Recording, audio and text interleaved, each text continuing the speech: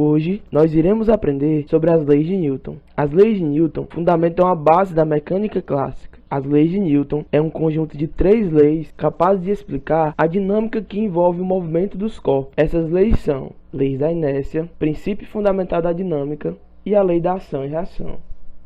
Mas hoje, nós iremos falar apenas de 2 leis. A primeira, que é a lei da inércia, e a segunda, que é o princípio fundamental da dinâmica. A primeira lei de Newton, também conhecida como lei da inércia, na tradução do seu enunciado original diz que todo corpo continua em seu estado de repouso ou movimento uniforme em uma linha reta, a menos que seja forçado a mudar de estado por forças aplicadas sobre ele. Se ele estiver em repouso, tende a permanecer em repouso. Se ele estiver em movimento, tende a permanecer em movimento. Como exemplo, temos um ônibus em movimento com 2 pessoas dentro dele. Dessa forma, o sistema todo está em movimento em relação ao chão. Quando o ônibus freia, as 2 pessoas que estavam dentro do ônibus tendem a permanecer o mesmo movimento que estavam fazendo, ou seja, elas permanecem em movimento para frente. Algo semelhante acontece se o ônibus estiver parado e ele acelera. Quando ele acelera, as pessoas tendem a permanecer em repouso no local onde elas estavam. Em outro exemplo, podemos ver que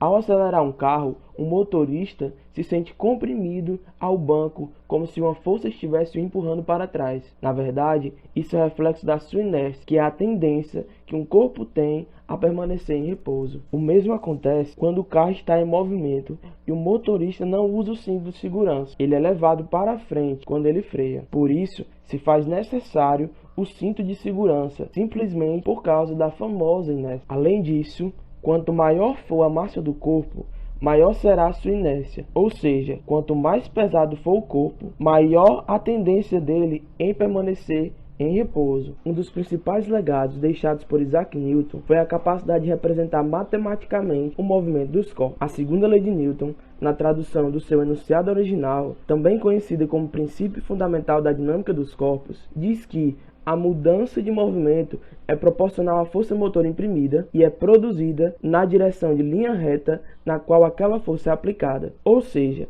uma aceleração, que é a variação do movimento, é causada se uma força é aplicada em um corpo de massa qualquer. O A é o módulo de aceleração, que é dado por metro por segundo ao quadrado. A força é dada por newtons, em homenagem a Isaac Newton, e a massa é dada em quilos. Ou seja, de maneira mais simples, aprendemos essa equação da seguinte maneira: F igual a m vezes A. Assim, a força resultante aplicada a um corpo produz uma aceleração de mesmo sentido e mesma direção da força aplicada. Além disso, temos um princípio conhecido como o princípio da superposição, que pode ser calculado pela soma vetorial de todas as forças que atuam sobre o corpo. Dessa forma, a força resultante sobre um corpo é a soma de todas as forças aplicadas sobre ele, e essa soma é igual a massa vezes a aceleração. Assim, podemos concluir que forças de mesmo módulo aplicadas em 2 corpos distintos de massas diferentes, aquele que tiver a massa maior terá a menor aceleração, ou seja, massa e aceleração são grandezas inversamente proporcionais. Quanto maior for a massa, menor será a aceleração e vice-versa. E é isso, meus amigos, por hoje é só. Bons estudos! Se você gostou desse vídeo, se inscreva no canal. Acompanhe também o nosso Instagram, @ajudasuniversitários. Deixe suas dúvidas no comentário. Todas as dúvidas serão tiradas, basta entrar em contato conosco.